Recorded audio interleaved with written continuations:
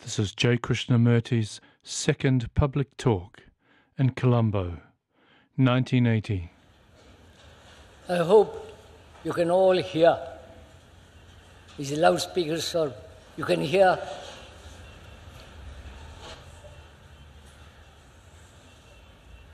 Can you hear clearly?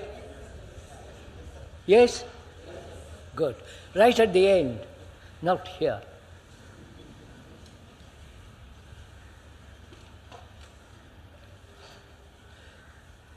Can you hear right at the end, sirs?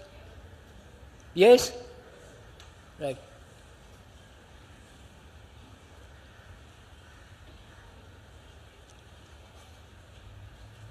May we continue with what we were saying yesterday evening.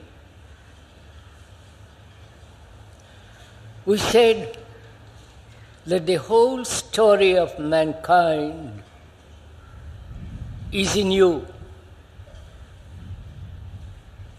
The vast experiences, the deep-rooted fears, anxieties, sorrow, pleasure, and all the beliefs that man has accumulated throughout the millennia. You are that book. That's what we said yesterday. And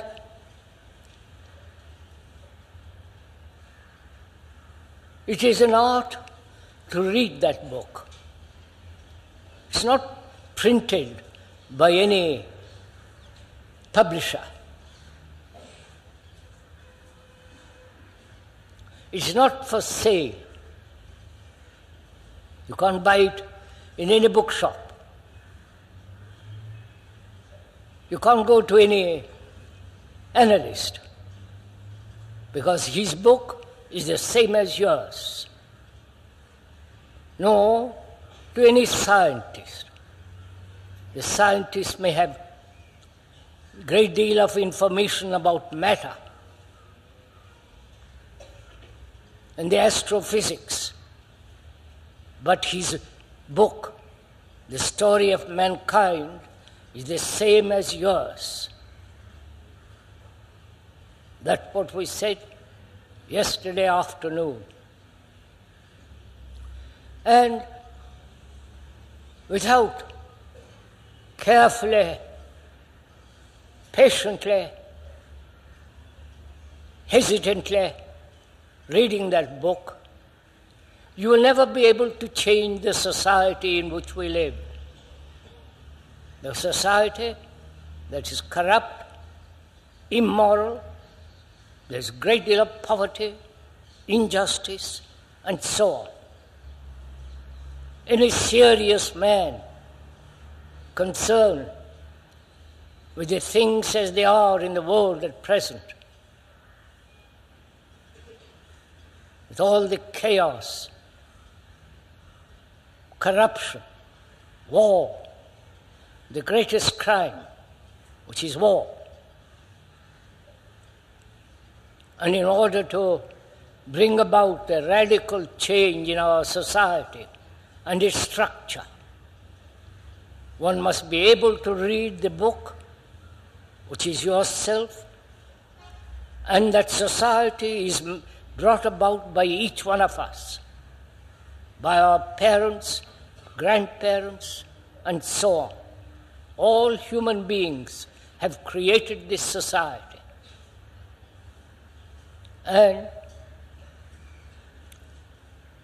when this society is not changed, there will be more corruption, more wars, and greater destruction of the human mind. That's a fact.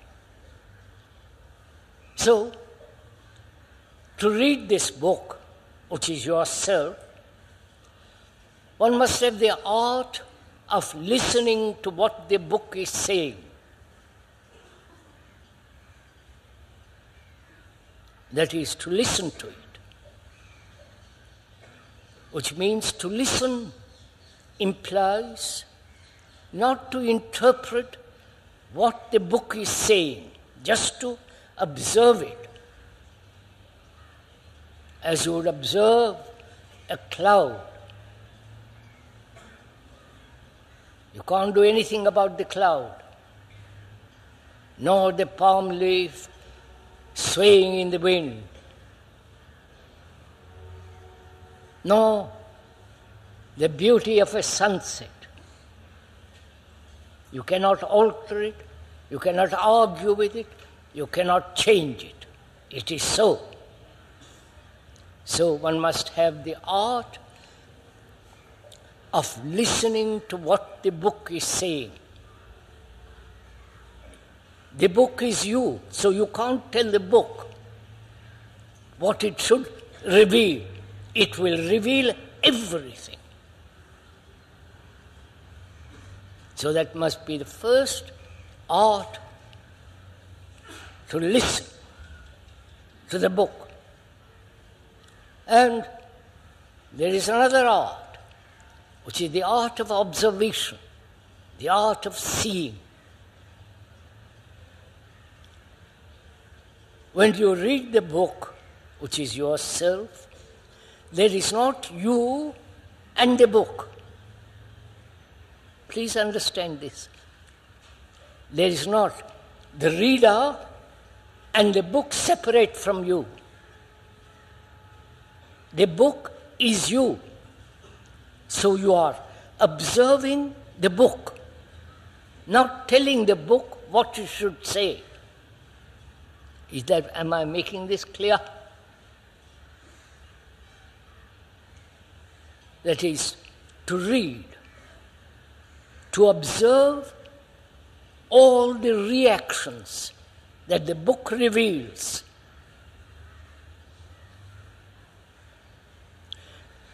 To see very clearly, without any distortion, what the lines, the chapters, the verse, the poems, the beauty, the struggle, everything that it is telling, revealing. So there is the art of seeing and the art of listening. There is also another art, the art of learning.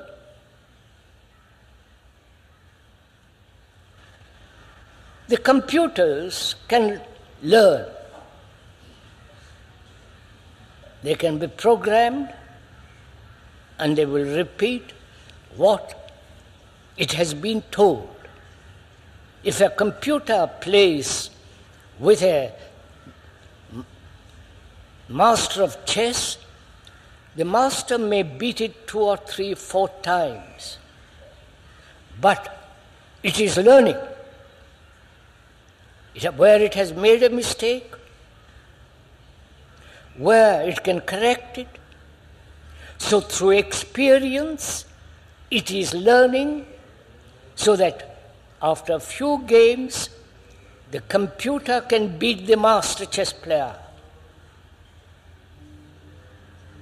That's how our mind works, our mind. We first experience, accumulate knowledge, store in the memory, in the brain, then thought as memory, and then action. From that action you learn. And so the learning is the accumulation of further knowledge. So you begin again, knowledge, experience, knowledge, memory, and thought and action. This cycle is going on all the time with all of us. I hope I'm making this clear, that every action either gives further knowledge, and though the mind changes, modifies its past experience and goes on. This is what a mind that's aware, awake, is doing this all the time like the computer.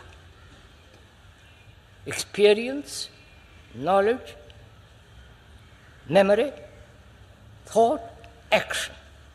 And the action modifies or adds more knowledge, and you go on that way.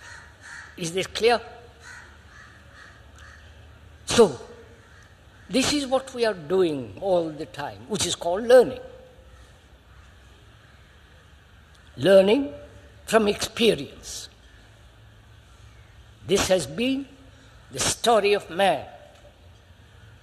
Constant challenge and response to that challenge.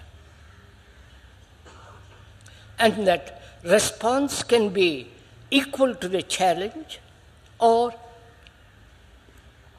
not quite up to the challenge. But it learns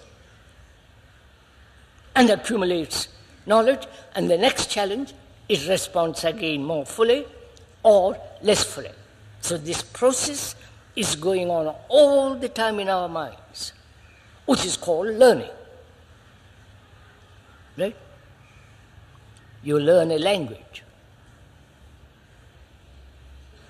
That is, you learn the meaning of the words, the syntax, the grammar, put two sentences together and gradually accumulate a vocabulary, and then if you have got good memory, you begin to talk that particular language which you have spent time on.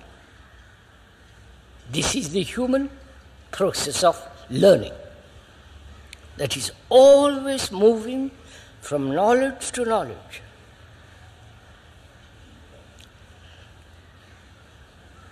And the book is the whole of knowledge of mankind, which is you.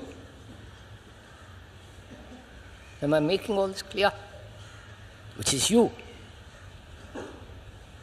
And either, please listen to this with little care and patience, either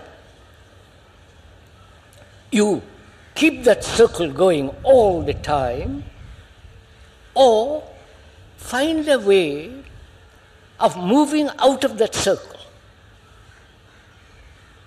I'm going to show it in a minute. That is, we're always functioning from the past knowledge, modified by the present, and moving forward. The forward is modified again, which becomes the past, and this process is part of our life. Are we getting all this?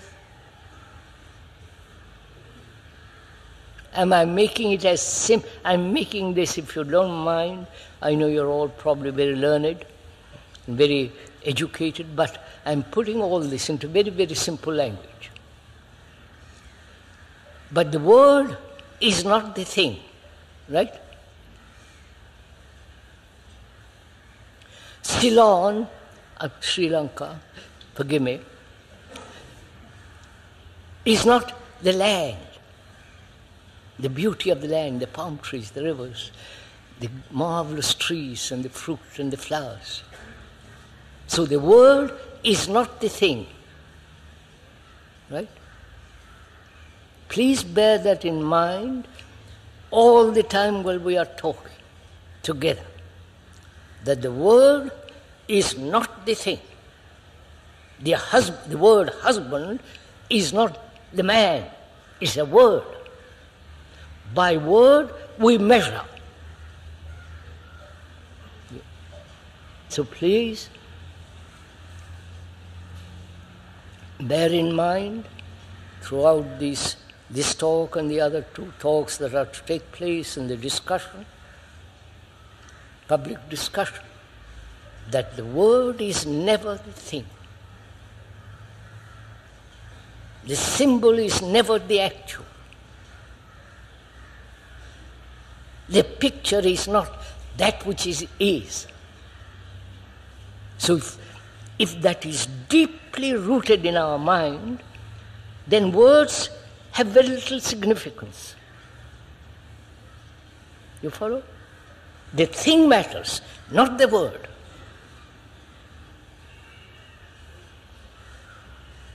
So, as I said, there is the art of seeing, the art of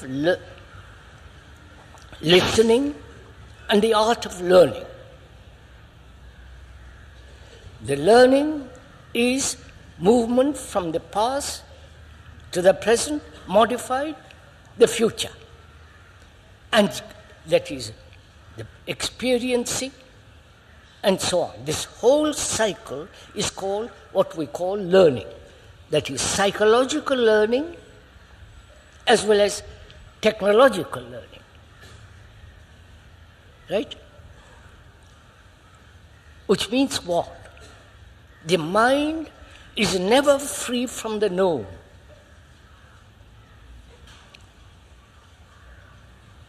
Are we all getting somewhere together? Or am I making this awfully difficult?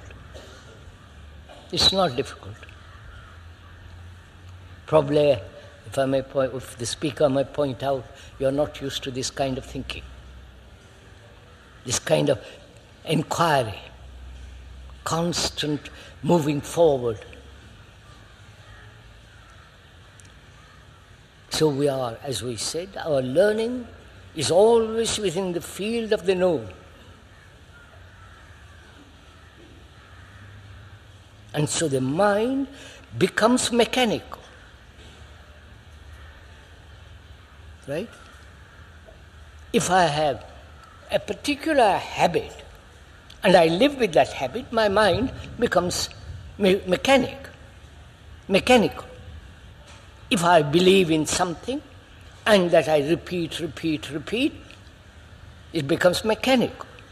So we are saying that we are living always within the area of the known. And so our minds have become a network of words, never the actual, but words, and moving, changing, altering within the narrow, limited area of knowledge. Right? So, learning implies something totally different. We are going to go into it together. We've said very clearly what is seeing, how to see the book, read the lines. How to listen, the art of listening to the book, never distorting, never interpreting, never choosing what you like and don't like, what you appreciate and don't appreciate. Then you're not reading a book. Right?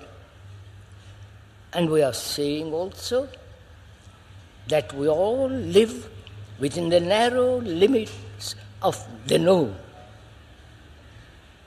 And that has become our constant habit. Therefore, our minds, if you examine your minds, is repetitive, habitual, accustomed. You believe in God and you believe in God for the rest of your life. If anybody who says there is no God perhaps, then you call him irreligious. So you are caught in a habit. Now we are saying that is not learning at all. Learning is something entirely different.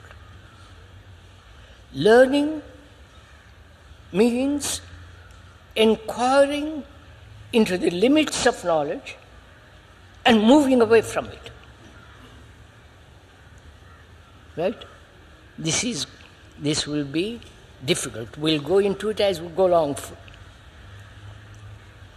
So, there is the art of seeing, the art of learning, the art of listening, and the art of learning. Never to be caught in the same pattern. or invent another pattern. The constant breaking down of patterns, the norms, the values, which doesn't mean living without any restraint. The society is now permissive. It doesn't mean that at all. This constant awareness of this pattern formation of the mind and breaking it down so that the mind is constantly aware, alert. Right? Now, with those three factors, listening, observing, learning, with those basic factors, well, let's read the book together. You are reading the book with me. I am not reading your book. We are reading the human book, which is you and the speaker and the rest of mankind. Clear? Please give little attention to this. Because we live in a society that is so unhappy, that is in such conflict, struggle, strife. And there seems to be no end to it. And we are saying, if we know how to read that book, which is yourself, all conflict, all noise, travail, all that comes to an end. It is only then that you can find out that there can be truth can come then into your field. It's only such a mind that's really a religious mind, not the believing mind, not the mind that does all kinds of rituals, not the mind that puts on strange garb, but the mind that is free after having read completely all the book. And it's only such a mind that receives the benediction of truth. It's only such a mind can go infinitely far beyond time.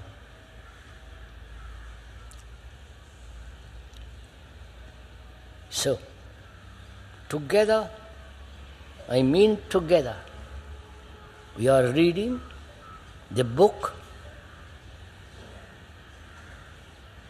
not the printed book, the book that is you.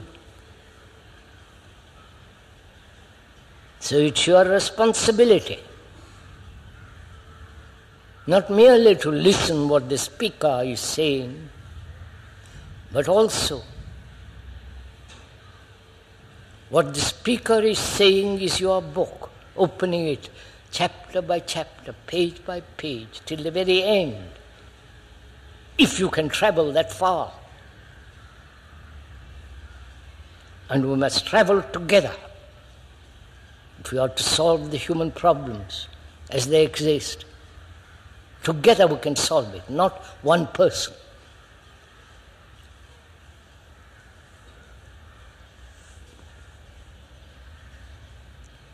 So what is the first chapter? Please think together, don't let me tell you. What is the first chapter in that book? That is your book, and the first chapter in that book, the content of that chapter.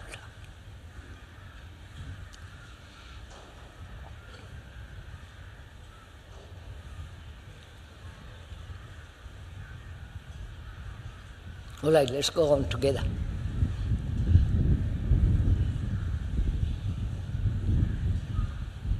Apart from the physical existence, the physical organism, with all the travail of the body, the disease, the laziness, the sluggishness, the lack of proper food, proper nourishment, apart from all that,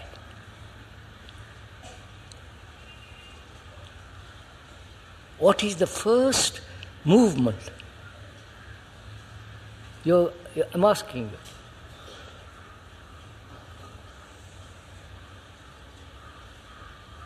We are together exploring. I am not exploring and you telling you. That would be very easy for you. But if we do it together, it will be yours. And when you are able to read it, you don't have to have a priest, you don't have a psychologist, you don't depend on anybody. You will begin to have that extraordinary freedom which gives you tremendous vitality. The vitality of psychological freedom.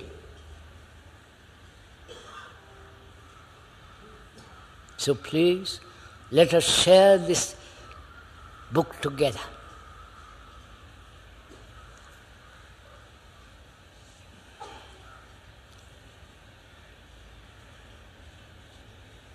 Are you waiting for me?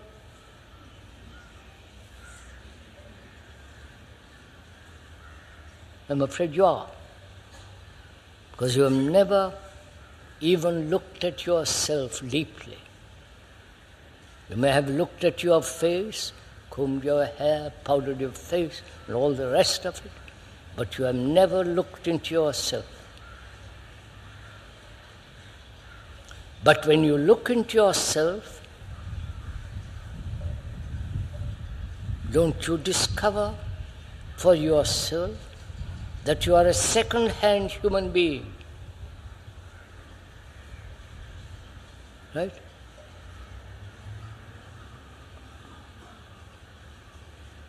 Right? Are you following this? It may be rather unpleasant to consider oneself as a second-hand human being, but we are full of other people's knowledge. What somebody has said, what some philosopher, for some teacher, for some guru, what the Buddha said, what the Christ said, and so on. We are all full of that. And also, if you have been to school and college and university, there you have also been told what to do, what to think. So if you realize that you are a second-hand human being, then you can put aside that second quality of the mind and look. You are following? I am going on. If you will kindly, the speaker will go on. If you will kindly follow it, follow it. If you don't, it's up to you.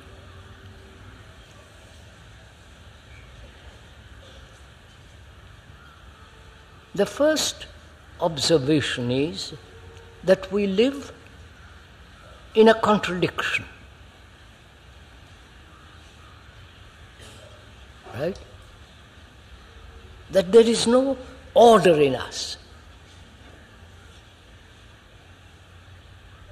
Order is not a blueprint. Saying order is putting the same thing in the same place every day. But order implies something far greater than the mechanical discipline of a particular habit, norm, sanction. Right? We are saying order is something entirely different from the accepted normal discipline.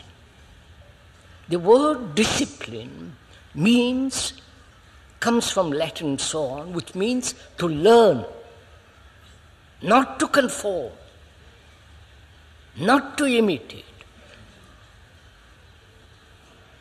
not to copy, obey, but to learn. You understand? Is this clear? So, one discovers in that book, the first chapter, that we live in an extraordinary, confused, disorderly life. Wanting one thing and denying that which you want. Saying one thing and doing something else. Thinking one thing and acting something.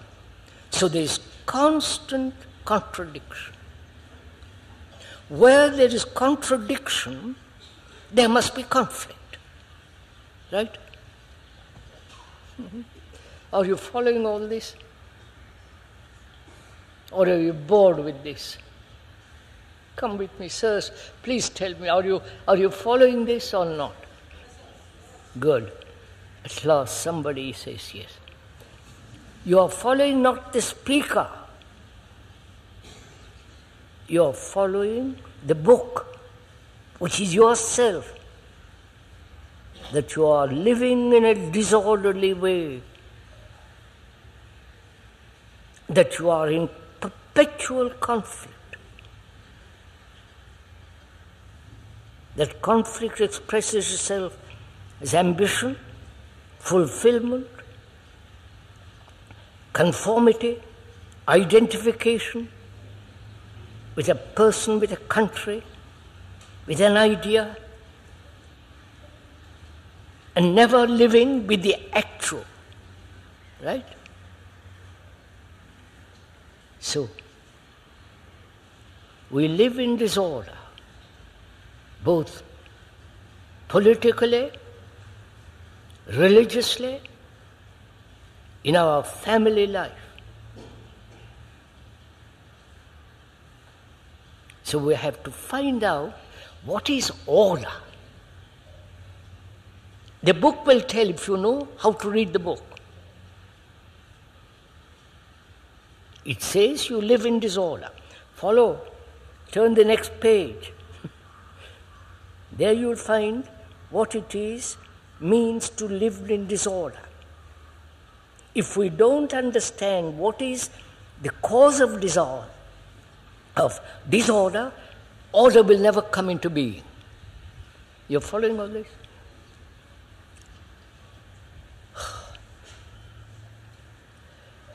You know, it's like fighting a mass of people who don't understand a thing of all this. But it doesn't matter. It's the speaker's responsibility. So we find disorder exists as long as there is contradiction. Not only verbal contradiction, but psychological contradiction. As we said, doing one that is not being honest. Absolute honesty. If you say one thing, you mean it. To have great integrity.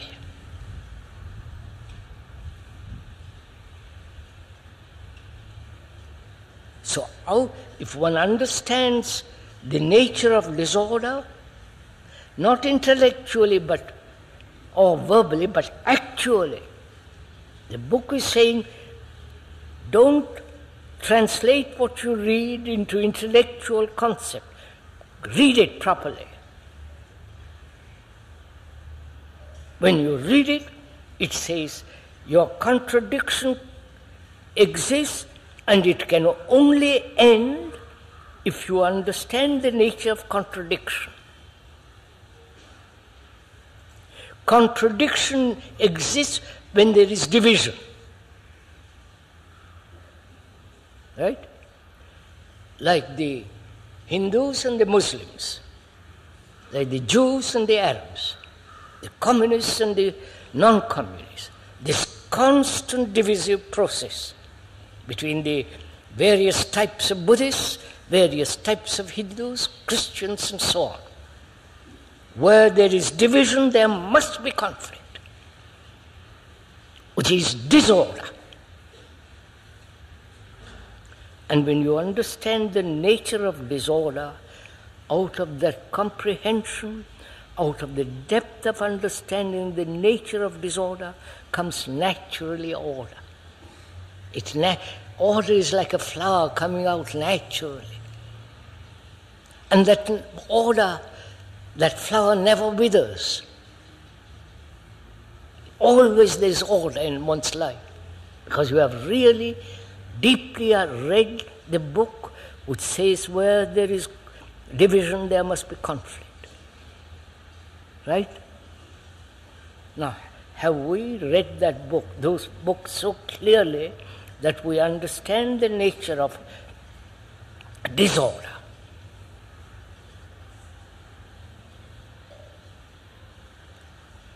I'll go into a little more deeply. That's next chapter. Next chapter says, as long as you are working from a center towards the periphery, there must be contradiction.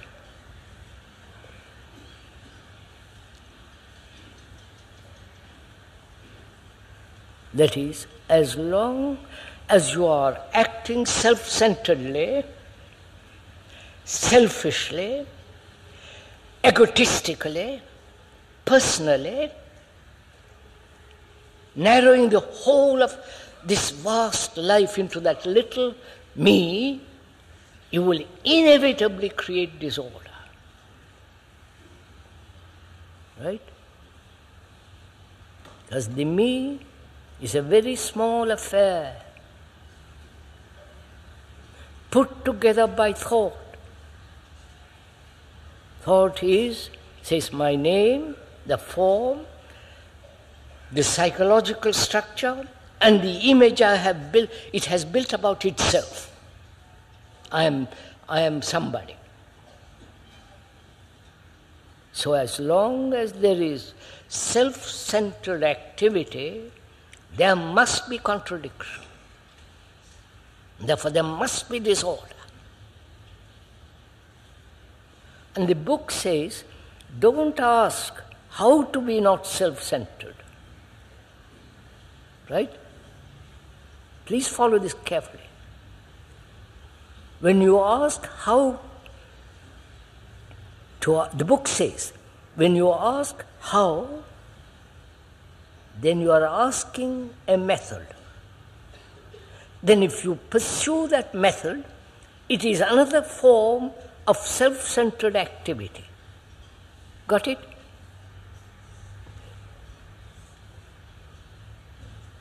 The book is telling you all this. I am not telling you this. The speaker is not translating the book for you. We are reading it together. And as long as you belong to any sect, group, religion, you will bound to create conflict. Right? This is difficult to swallow. Because we all believe in something. You believe in God, another doesn't. Another believes in the Buddha, another believes in Jesus. And the Islam says there's only something else. So, belief brings division in relationship between man and man. Though you believe in God, you are not living the life of God. You understand? Belief has no value. You don't believe the sun rises and sun sets. You never say, I believe sun rises or sun sets. If it doesn't rise, we'll all be dead in 3 or 4 days. So, There is no need for belief when you are only concerned with facts. Facts being that which is actually happening in your book. Right? Please come on, sirs.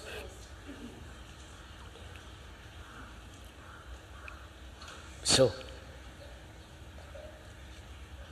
then the problem arises also, which I'm going to go into presently, which is how you read the book. Whether you are separate from the book. You understand? When you pick up a novel or a thriller, you are reading it as an outsider, turning the pages over with all the exciting story and so on. But here, the reader is the book. You understand the difficulty? The reader is the book. So he's reading it as though part of himself he's reading. He's not reading a book. I wonder if you understand this. We'll go into it as we go along. The book also says, man has lived under authority. Political, religious, the leader, the guru, the man who knows, the intellectual philosopher, is always conformed to a pattern of authority. Please be very careful, listen very carefully to what the book is saying. Which is, there is authority of law. Whether you approve of that law or not, there is the authority of law. There is the authority of policemen, the authority of an elected government. And there is the authority of the dictator. We are not talking about that authority. We are reading in the book the authority that mind seeks in order to be secure. You follow? The mind is always seeking security, the book says. And the book says, when you are seeking security, psychologically you are inevitably bound to create authority. The authority of the priest, the authority of the image, the authority of a man who says, I'm enlightened, I will tell you. You understand all this? So it says, be free of all that kind of authority. Which means, be a light to yourself. And don't depend on anyone for the understanding of life, for the understanding of that book. To read that book, there is nobody between you and the book. No philosopher, no priest, no guru, no God, nothing. You are the book and you are reading it. And so, there must be freedom from that authority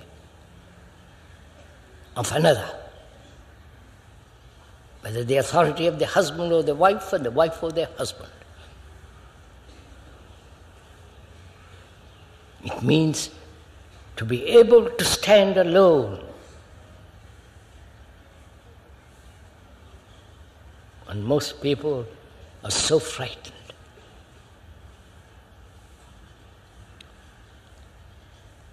The book, next chapter says, you have discussed, you have read the first chapter of disorder and order, authority,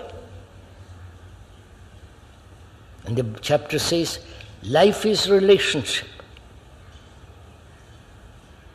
Life is relationship in action. And not only relationship with your intimate person, but you are related to the whole of mankind.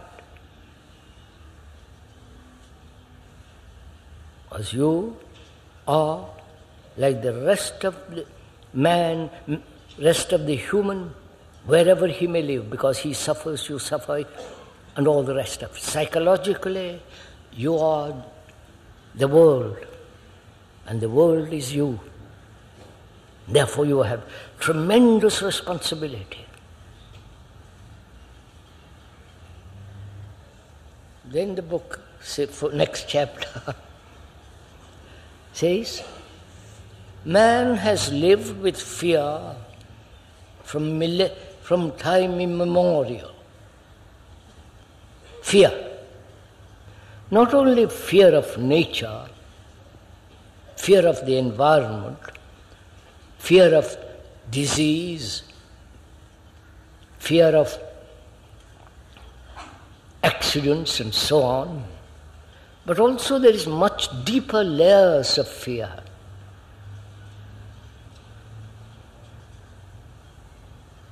Deeper, unconscious, untrodden ways of fear.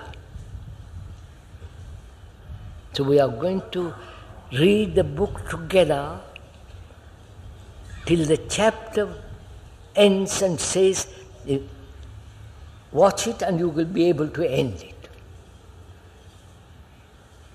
We are going together to see, to read the book so carefully, so patiently, so that when you have read, come to the chapter, your mind is free of all fear.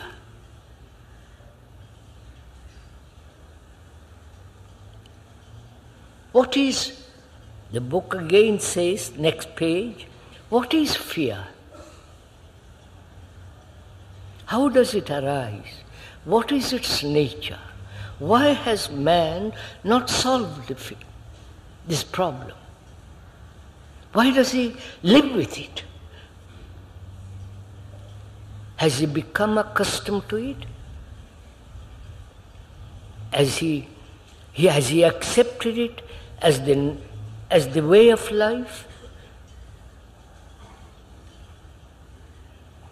Why? Man, human being, you have not resolved that problem, so that your mind is totally free from fear.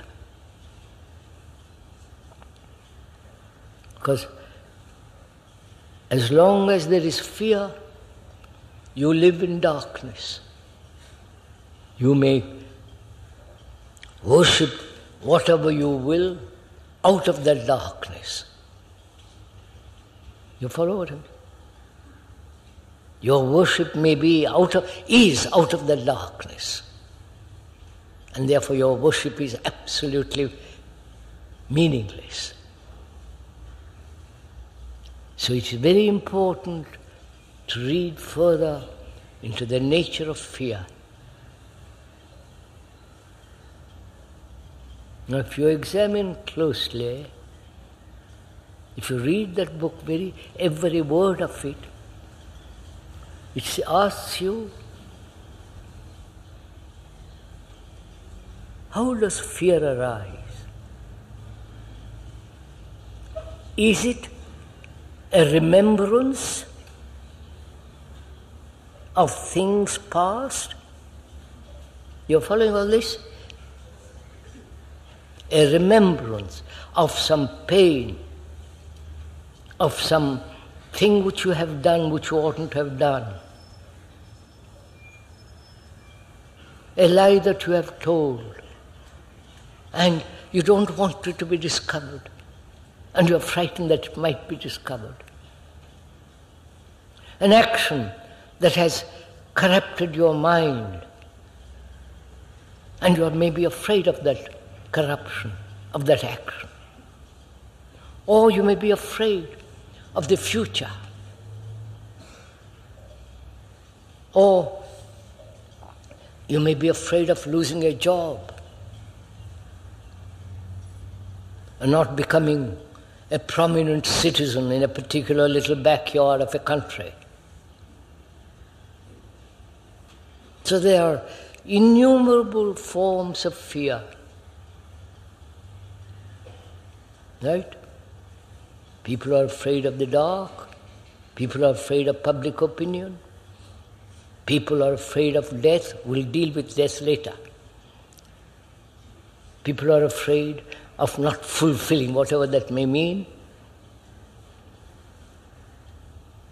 Apart from the fear of disease, one may have had a great deal of pain, physical pain. That pain is registered in the mind. And one is afraid that pain might return. You know all this. So we are trying, the book says, go on, read more. What is fear? Is it brought about by thought? You're following all this? Is it brought about by time? I'm healthy now, but as I grow older, I will be ill and I'm frightened. That is time. Or is it thought that says, anything might happen to me? I might lose my job, I must go blind, I must lose my wife, whatever it is. Is that the root of fear? The book is asking you. So you say, turn the page and you'll find the answer. In yourself, the speaker is not telling you. There it says, thought and time are the factors of fear. Right? So it says, thought is time.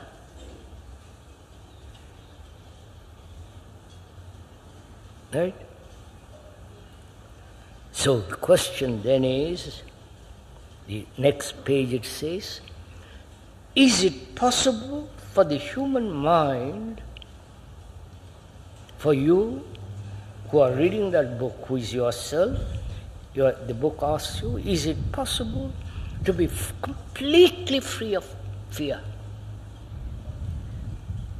So that there is not a breath of fear. Right? Which is what?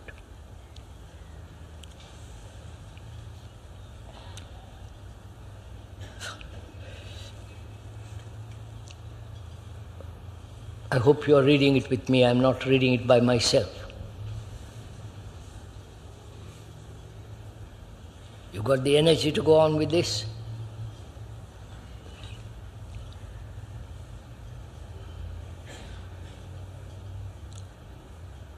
So it says, again, don't ask for a method. Method means a repetition, a system. The system which you invent will not solve fear because you are then following a system, not understanding the nature of fear. Right? So, don't look for a system, but only understand the nature of fear. It says, what do you mean by understand?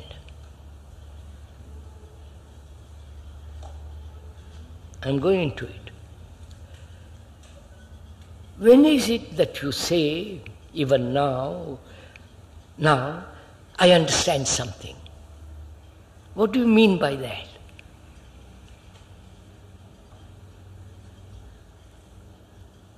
Either you understand the verbal construction and the meaning of the word, which is particular form of the intellectual operation, or you see the truth of it. When you see the truth of this, then the thing disappears. You understand?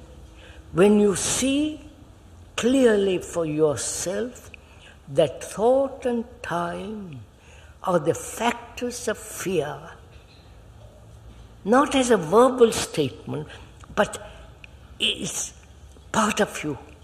It's in your blood, in your mind, in your heart, that time is the factor.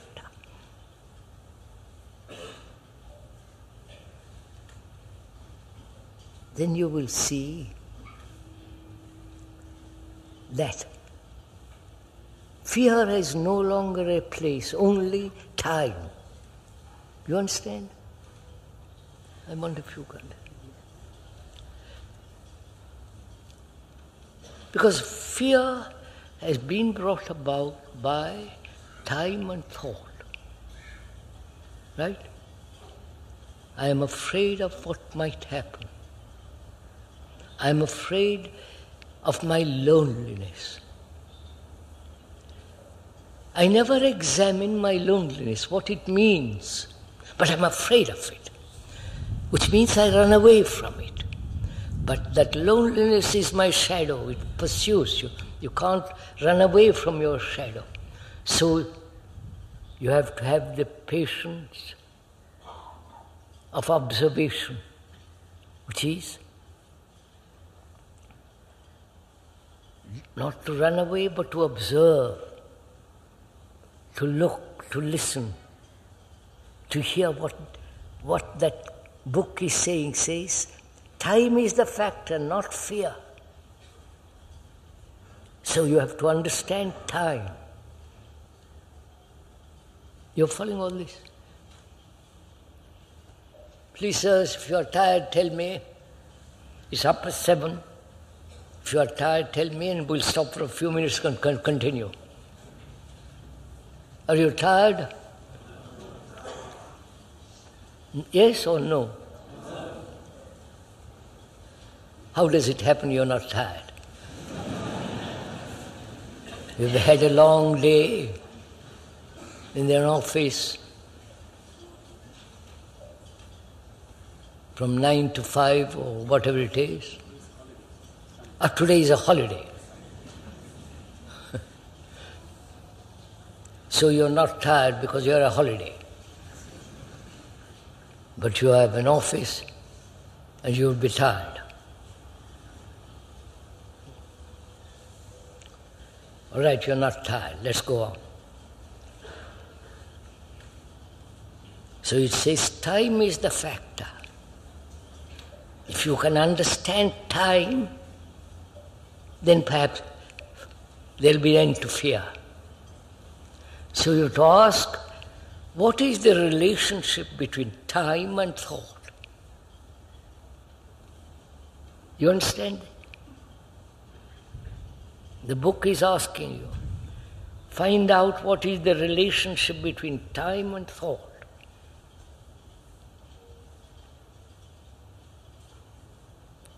Thought is a movement from the known to the known. Right? It's a movement. The past memories meeting the present, modifying itself and going on. This movement from yesterday to today to tomorrow is the movement of time, by sunrise and by sunset. Right? There is also psychological time. That is, I have known pain. I hope I shan't have it. It might occur again. Which is the movement of the past through the present modifying itself and the future. Right? There is time by the watch. There is time inwardly. I hope to be. You are not, but you hope.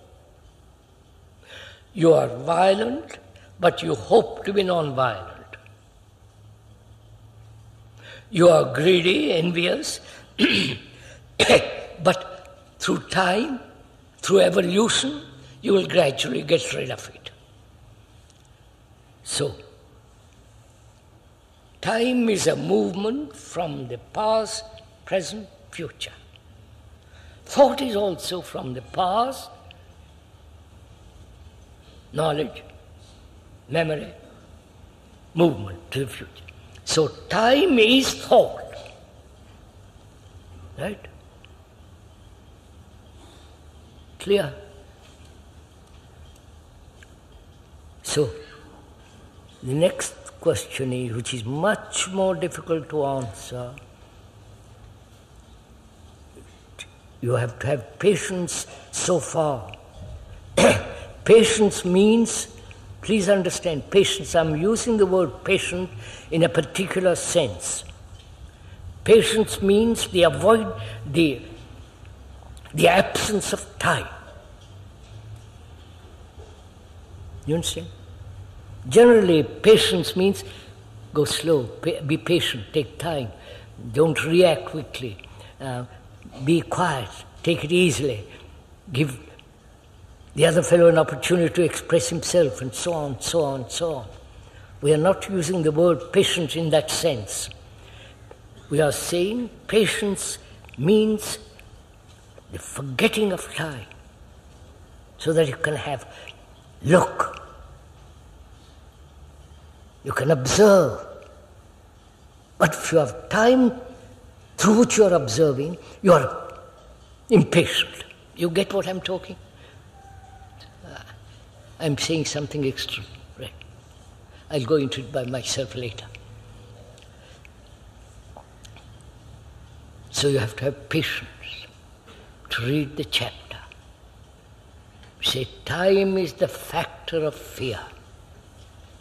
Thought is time. And as long as thought is functioning, you're bound to be afraid. Right? Logic. So the next chapter says, is there an stopping of time?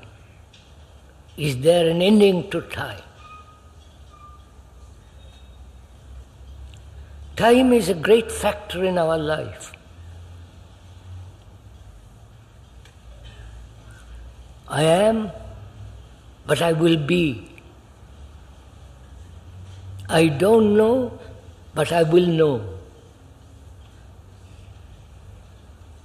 I don't know this particular language, I will learn. Give me time. Time will heal our wounds. Time blunts sensitivity. You follow? Time destroys relationship between man and woman. Time destroys understanding. Because understanding is immediate, not I will learn to understand. So I'm saying, the book is saying, time plays an extraordinarily important part in our life. Our brains have evolved through time. It's not your brain or my brain, but the human brain. The human brain, which is you have identified that brain as your brain, as your mind. But it's not your mind or your brain, it's the human brain, which has evolved through millions of years.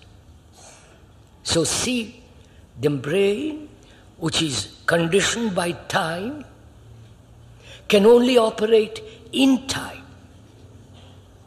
Right? You understand all this? So we are asking the brain to do something totally different.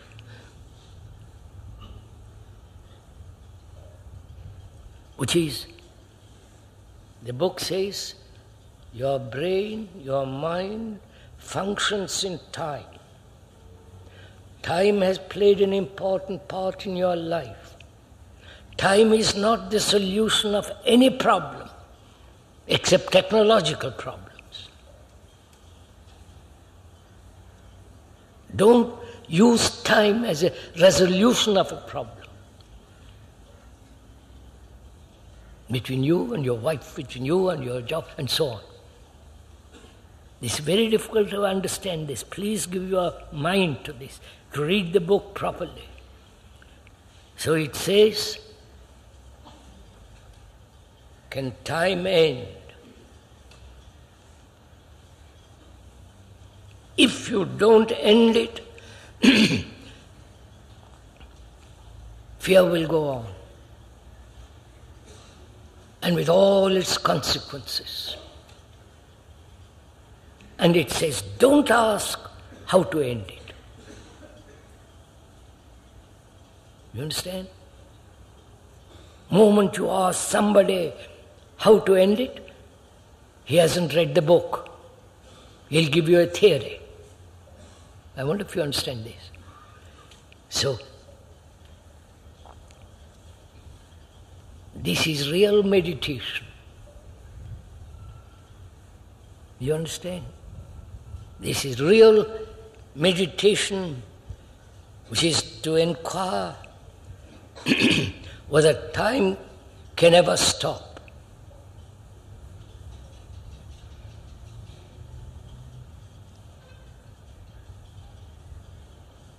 The speaker says it can, and it does. Careful, please. The speaker says so, not your book. So if you say, the speaker says it ends, I hope it ends, and you believe in that hope, you're not reading the book.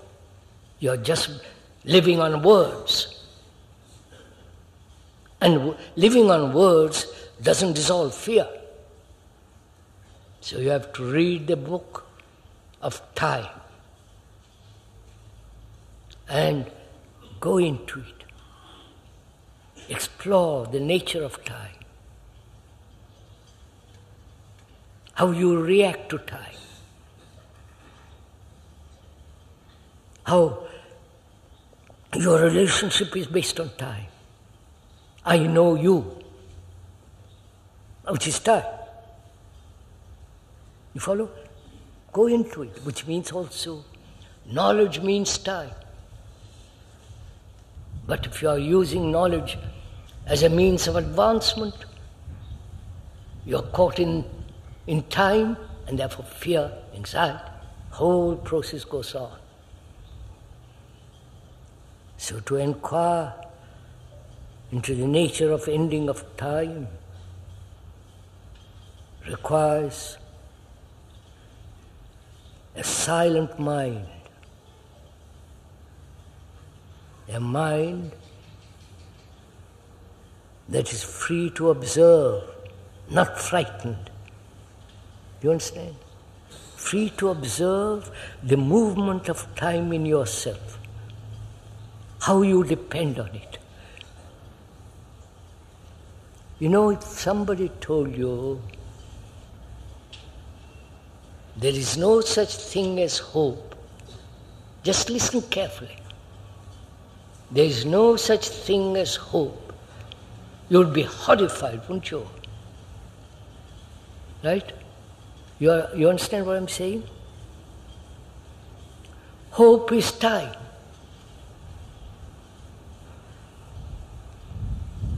So you have to investigate the nature of time and realize that your brain and your mind and your heart, which are one, are functioning, conditioned in time. And therefore you are asking something totally different.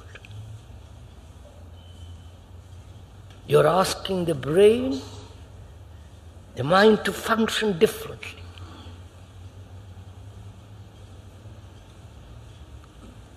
And that requires great attention in your reading.